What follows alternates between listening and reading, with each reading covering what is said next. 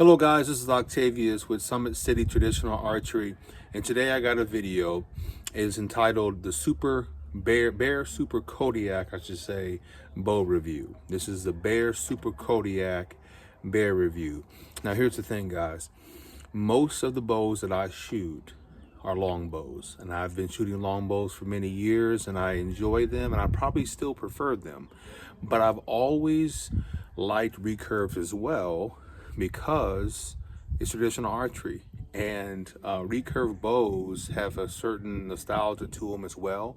They're not as traditional as a longbow because a longbow design is older, obviously, but I wanted to do a review on my bows. I did a review on my grandfather's bow, which is a Bear Super Magnum 48 from the 1970s, and this bow right here is the next one on the list, a Bear Super Kodiak. Okay, this is the bow right here that I'm gonna do the review on today, and I just got it, and I wanted to do a review on it. But first, I got some notes right here, and I wanted to give you a brief history about bear archery. Number one, in 1902, Fred Bear was born. Now, guys, that's a long time ago, right? So anytime you have an older guy that begins to create a bow company, he has a certain set of values that maybe not be represented today. And he died in 1988. And so many of you weren't even born in 1988. And if you were born, you were a kid, right? And so the thing is in 1988, he died. So the course of his life, he was an advocate for archery as we know it, modern day archery. And he created bows like this. This particular bow was his favorite hunting bow to go with, which is the Super Kodiak. Now, he went from this to the Kodiak Takedown, but this design is the bow that he liked to go with, okay guys? And so this bow is very good in the hands, and it's dead on if you know what you're doing with it. Now, in 1933, the Bear Products Company was started by Fred Bear with a man named Charles Piper. They were partners that went into it, and they made a bunch of different things, but bows at that point weren't their main thing. They made products in general. It was an advertising company as well as other products as well that he made. And then in 1938, Bear hired a bowyer named Nels Grumley. Nels Grumley was a bowyer in the area, and he was very good at making bows. And so I imagine that he helped Fred Bear in the early days learn how to make a bow, know what woods to use, how to glue it together.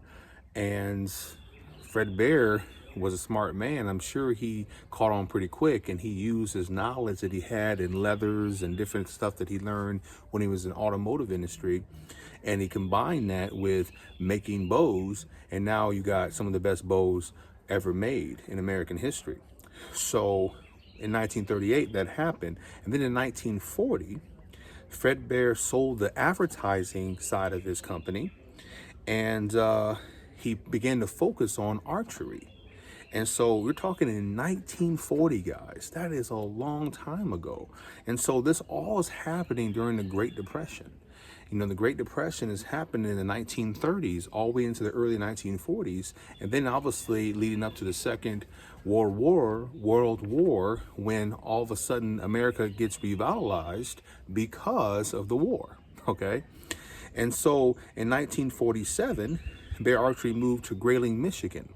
And so before, they were in the Detroit area, then they moved to Grayling, Michigan. And then it leads us to when these bows started to be manufactured. These bows, these Super Kodiaks, were manufactured from 1967 to 1976. So this was the first batch of these. Now, this is not in no way an old bow. This bow was made in 2023. And I bought this on eBay just a few weeks ago. I shot it maybe a few days, and I fell in love with it. And I was like, I gotta do a review on this. Usually the bows I shoot on my channel are long bows, but this recurve will be hunting with me this deer season. I can promise you it'll be in the stand because I just enjoy it. I enjoy shooting this bow. It's a tried and true bow, and I didn't realize it until I started shooting it. Now, before this bow was manufactured, there were two other recurves. The two other recurves were Kodiak recurve and a Kodiak static recurve, and I believe the Kodiak recurve was the Kodiak 59, or the 59 Kodiak, I should say, which is a bow I want to buy, but it's only 58 inches AMO, so it's only 58 inches long, and I'm pushing it with this bow, which is 60 inches long, because I have a 31-inch draw length. So I got to be careful. So if I short draw it, I can get away with like 30, but if I completely go back into my anchor, I got a 31-inch draw length. So it's very difficult for me to shoot certain bows as well as certain shafts. So I have to be aware of that. This bow is pushing it for me, being only 60 inches. But so far, there's no stacking, there's no issues, and the bow is a short bow. Look at this bow. This bow is short, okay? I'm used to shooting 66-inch long bows, and that extra 6 inches matters. A long bow is more forgiving. You don't have to have a cleaner release, especially when you go to higher poundages. And this bow, I'm hoping, will be a great shooter for many years to come. Now, like I said, this bow is from 2023, and I got it off eBay.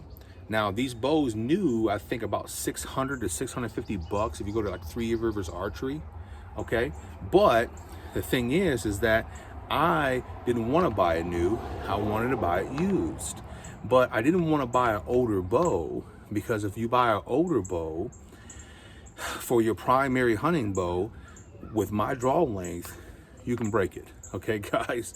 Because you got a bow that probably wasn't shot a whole lot, or if it was shot, then it was only shot at 28 inches or under, and then now I'm pulling it back to 30 to 31 inches, and I'm putting a lot of stress on it because I shoot every day, if not every other day. And right now I'm shooting this bow every day to get used to it, because I got a hunting trip coming up in the next couple of weeks, and I would like to take this bow with me. Now, that's why I got this model, because a guy on eBay had the bow for sale, okay, and he didn't want it anymore. You could tell he was getting into traditional archery, and he just wanted to unload it.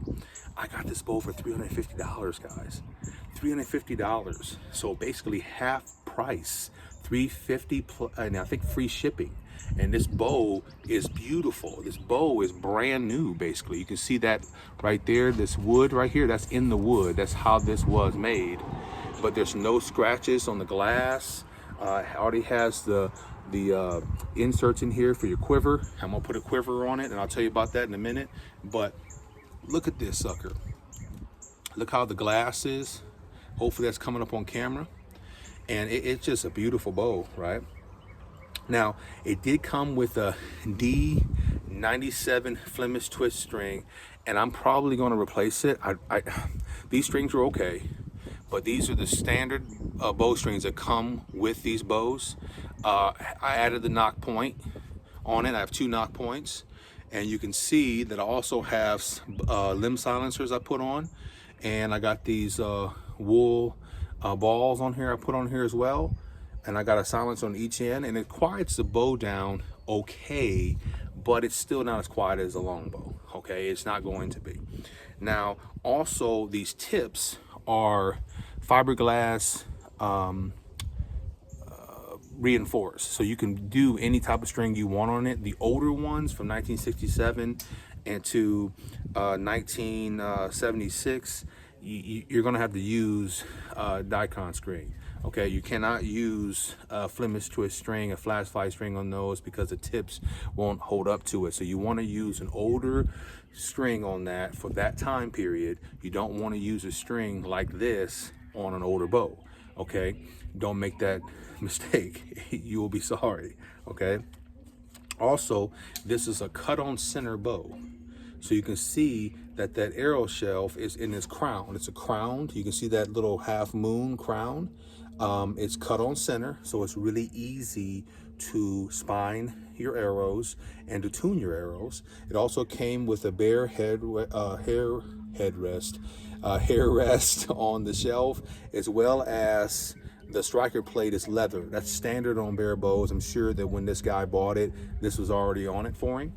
And also, this is a 60-inch longbow, like I said. You see that, 60 inches, and then it's a 50-pound bow. Now 50 pounds when at my draw length is more like 58 to 60 pounds. So I'm not putting it on the scale yet, but I'm pretty sure it's around 60 pounds because it shoots like another 60-pound bow that I have currently. And so if you get this in a right-hand bow, you can get it from 30 pounds all the way to 65 pounds. If you get a left-hand bow, it's 45 to 55 pounds. And so most guys don't need a 65-pound bow, okay? But if you want that because you're a snap shooter or you just that's all you ever shot, great. They make these in 65 pounds. And the nostalgia factor of this is so awesome, okay? So what I want to do is I'm going to shoot this a little bit to show you how it shoots.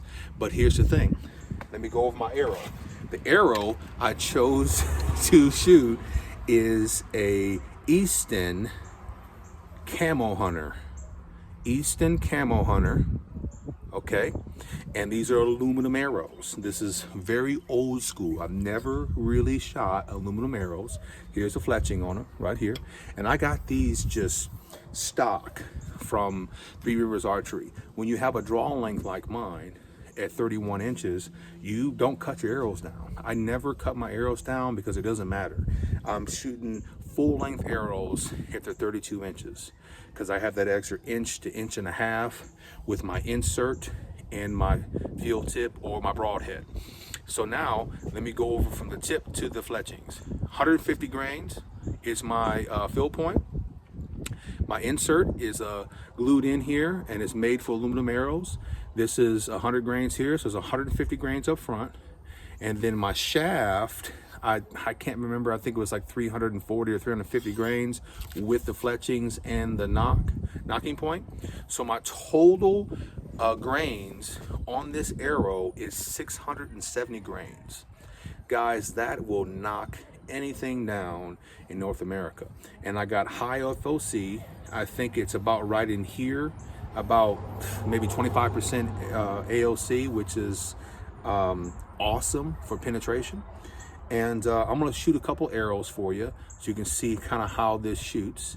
And I'm pretty much maxing this bow out, but I'm not stacking it. It doesn't feel like it's losing power or it's slipping when I'm releasing. So it seems to be pretty good. So when I take this and I knock it, see this right here, I must have didn't shoot this one yet. Okay, let me get this right. So this right here, so when I go ahead and I draw this back, guys, that's a full length arrow for me. Okay, so I just wanted to prove to you that my draw length is for sure 31 inches. Okay, now the other thing is that the grip, this grip is different than a longbow grip. Okay, you can see it has pretty good palm swell. I would say the palm swell is about a medium palm swell. My hands are pretty big, but I had to learn how to shoot this a little different than my longbow, because my longbow, I grip a little bit like, I twist my hand a little bit like this when I grip. But this bow, you'll torque the string. So when you grab this, you want to put the webbing of your hand in here like this, and you want to hold it like this. If you hold it like this, it's fine, but you want to make sure most of your pressure is right here. That's how this bow is designed. This bow is designed so you press into here and you pull the string back so you have good string follow when you release the arrow. When I first started shooting this, my arrows were going to the left because I was torquing it too much, okay? So it took me a couple dozen arrows. I was like, well, maybe something wrong with my arrow. Maybe my spine's off. Then I'm like, no, this is cut to center. I don't see why they should be doing this. Then I'm like, let me grab the bow like it was intended to grab it. So let me show you another thing.